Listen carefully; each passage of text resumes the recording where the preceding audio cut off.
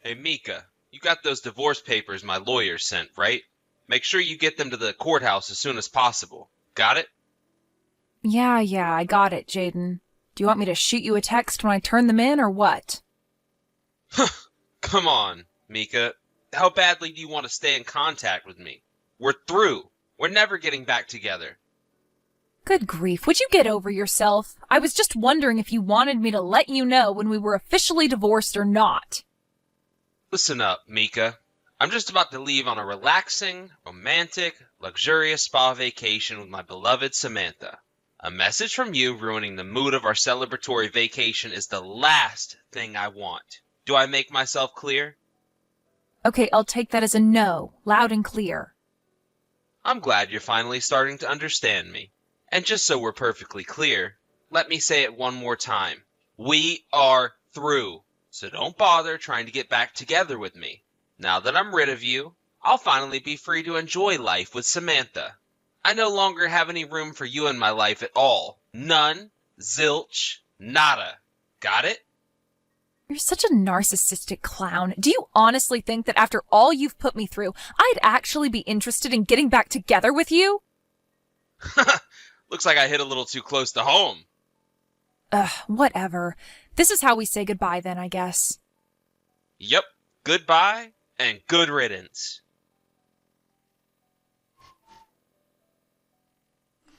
Hey, Mika, are you there? Where are you right now? I tried ringing your doorbell, but no one came to the door and the house looked all dark. Where on earth are you? Please, the moment you see this message, you've got to get in touch with me. Rachel? We haven't talked in ages. What's going on? There you are, finally. You seem pretty serious. Did something happen, or are you okay? I'm fine. This isn't about me.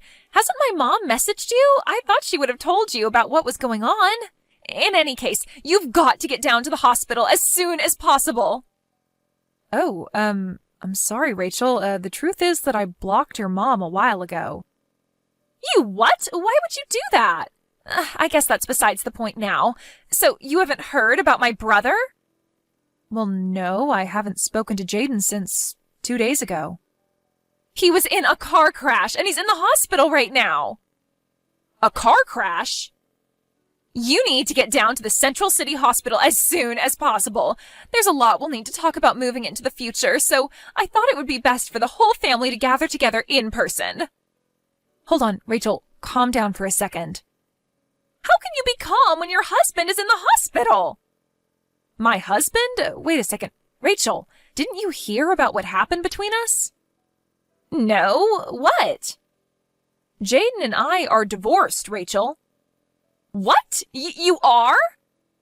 Yeah, it was finalized 2 days ago. This is the first I've ever heard of this. Oh my goodness. I see. I'm sorry you had to find out like this. I guess that would explain why you haven't been contacting Jaden and haven't come down to the hospital yet. I guess. Wow, this day just keeps getting crazier. I'm sorry, Mika. I must have surprised you when I started texting you in a panic all of a sudden like that. Don't worry about it. It's not your fault. You just didn't know. I know this is probably a sensitive issue, and I don't mean to pry, but was the divorce over my brother's infidelity? How did you know? Well, I had my suspicions when the doctors mentioned that there was another passenger in the car Jaden was driving, and it was a female who I had never met before. Apparently the accident happened while they were on their way back from their spa vacation. Ah, I see. The doctor said her name was Samantha. Does that ring any bells? Well, I suppose there's no point in hiding it anymore. Yes, Samantha is the woman whom Jaden was cheating on me with. I see. I am terribly sorry for the way my brother treated you.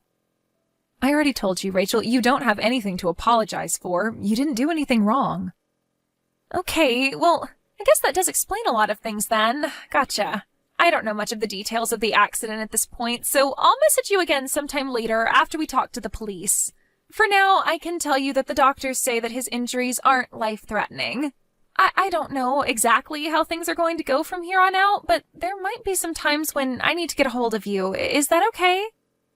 Sure thing, Rachel. Just let me know whenever you need anything. Now, How about you, Rachel? How are you dealing with all of this? Are you okay? Me? Yes, you. I know that neither Jaden nor your mother have treated you very well over the years, and that's just from the things I've heard and seen from Jaden. I can't imagine what they were like when I wasn't around. Well, I suppose that's to be expected. I'm only her stepdaughter, and ever since my dad died, she started treating me differently than before. I'm not sure what the extent of Jaden's injuries are, but do you think they might try to force all the work of taking care of Jaden and his mistress onto you? I'm just asking out of concern for you, Rachel. I don't know. Your brother and I are divorced now, so it may not be my place to say this, but remember, there's absolutely no need for you to bear the burden all by yourself, Rachel. You take care of yourself, you hear me? Thanks, Mika. I'll do that. Mika, what's your problem? When are you finally going to step up and take responsibility for taking care of me? You know I'm wheelchair bound now. Don't pretend you don't. Even my poor, sweet Samantha has to live with a wheelchair. She's an angel. She didn't deserve this. We're living in a wheelchair-accessible apartment right now, but even with all those accommodations, it's still a nightmare over here. Hurry up and get your butt over here and help out around the house. Jaden, you are the last person I wanted to hear from today. We've been divorced for a few months now. What do you want from me? Don't act dumb. I want you to take responsibility. You need to come over to our apartment every day and help us out. Why? You know why. We're stuck in wheelchairs for the rest of our lives. And just what have you been up to lately while shirking off your responsibilities to me, huh? Have you been having fun? Walking around? Going places? No, I mean, why am I the one who has to take care of you? We're divorced. Excuse me? You're my wife. Obviously you have to take care of me. Do I need to teach you what the word divorced means? At our wedding, you vowed to take care of me. Till death do us part. Did you get a brain injury in that crash? In sickness and in health, Mika. And right now, I'm cashing in on the in sickness part. You're going to fulfill your duties to me as my wife, or else. We are divorced. I am not your wife. What? What do you mean, what? You told me to fire the papers, quote, as soon as possible. And just like you told me, I went down to the courthouse the very same day and filed them. We're divorced. You never told me that. You also told me that I didn't need to tell you when I submitted them. I did?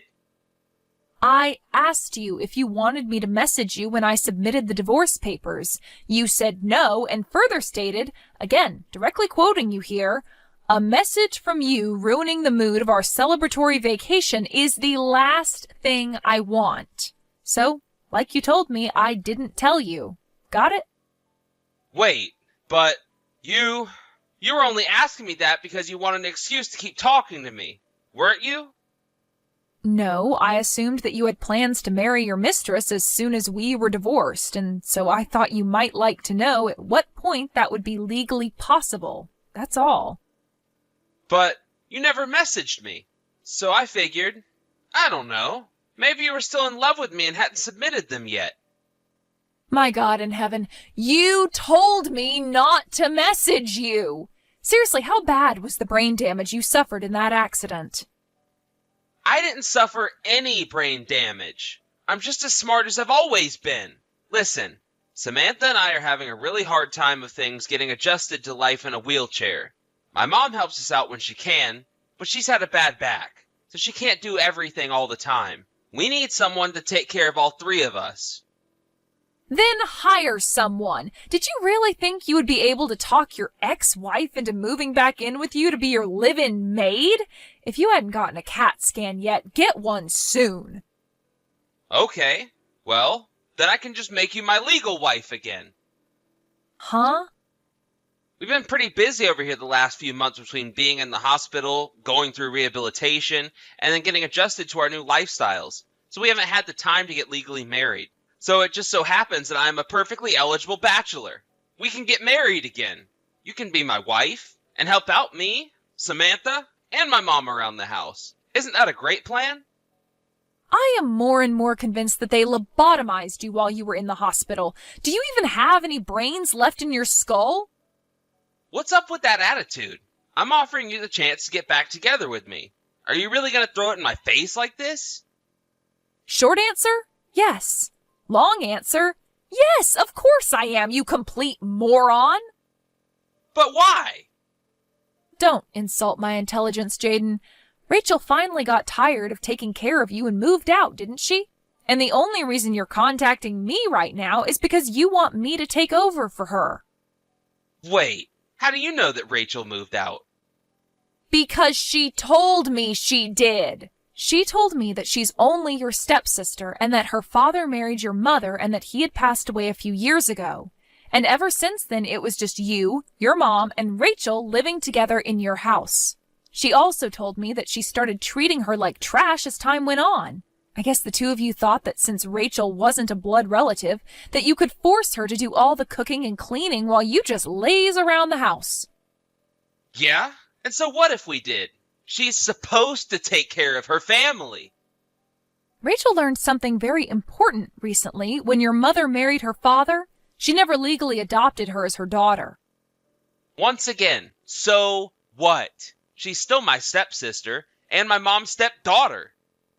Stepchildren aren't like biological children, especially when they're adults like Rachel. When you marry someone with children, they don't automatically become your legal children. There is a process to legally adopt the children of your spouse, but again, your mother never did it. So there is no bond, legal or biological, binding Rachel to you and your mom. Uh-oh. Looks like you're starting to see where I'm going with this. I guess the doctors must have left a few pieces of your brain behind after all. So, you're saying... Don't hurt yourself by thinking too hard. I'll spell it out for you. The moment Rachel's father died, the only reason she had to stick around you two went away. So no, Rachel has no responsibility to take care of you or your mother. I'm very sorry to say this, but you won't be able to rely on either the sister you mistreated nor the wife you cheated on to take care of you. Tough luck. And to be really honest, expecting me or her to care for you is an unprecedented low, even for you. Hey, you're probably aware of this, but Samantha kinda got cut off by her parents, so she doesn't have anywhere else to go. Oh no, she got cut off by her parents after they found out she got in an accident riding with the married man she was sleeping with. This might be a little harsh, but right now, the two of you are getting exactly what you deserve. Please, Mika, you've got to come back to me. We really need some help around here. Then go and hire someone to do it for you. We can't hire somebody to help us without any money. Both Samantha and I had to quit our jobs after the accident, so we've got almost no income. Not my problem. How can you be so cold to me, after all we've been through together? Ah, yes, we have most certainly been through a lot together, haven't we? I remember it all so clearly, from our first date to your proposal, to our wedding and honeymoon, and then finally the day I found out you were sleeping with another woman. And if this had happened before that last one, I probably would have stuck with you, for better or for worse. But I would sooner die than spend the remaining years of my life nursing the cheating scoundrel who betrayed me. All right, fine, whatever. You won't help us. Then can you at least tell me where Rachel went so I can contact her? You said you had been talking to her, right? Just her phone number would be okay. Please? She's my last hope. Not a chance. Why not? Think about it. Rachel is, for the first time in years, finally free of the curse you and your mother had brought upon her. She is taking her first steps as a free woman. And as she's enjoying her newfound freedom, do you think she'd appreciate being bombarded from texts begging for help from the stepbrother who directly contributed to her years of torment? So no, I would never tell you Rachel's location or phone number, not even if you were lying on your deathbed. Then who's going to take care of us? If you won't, and Rachel won't, then who? Don't know, don't care. Come on! Goodbye. Forever. Jaden didn't know when to give up, so I blocked his number after that. And just to be safe, I went out and got a new phone number the next day. Since I also moved apartments since then, I think it's safe to say I don't need to worry about the three of them bothering me anymore. I'll also still keep in touch with Rachel. She gets updates on what Jaden is up to through a friend of hers. Apparently, after getting married to Samantha, an acquaintance of theirs was decent enough to hire them on as disabled hires in the same company they used to work at. So it seems that they should be able to make ends meet, if only barely. However, their personalities always were, well, atrocious. And once word got around about the circumstances behind them ending up in a wheelchair, everyone's opinions of them managed to get even worse than they already were. Despite the cold treatment by their old colleagues, they need their jobs so desperately that they can't quit. So they have no choice but to bear with the constant jeers and scorn they face every single day they show up at the office.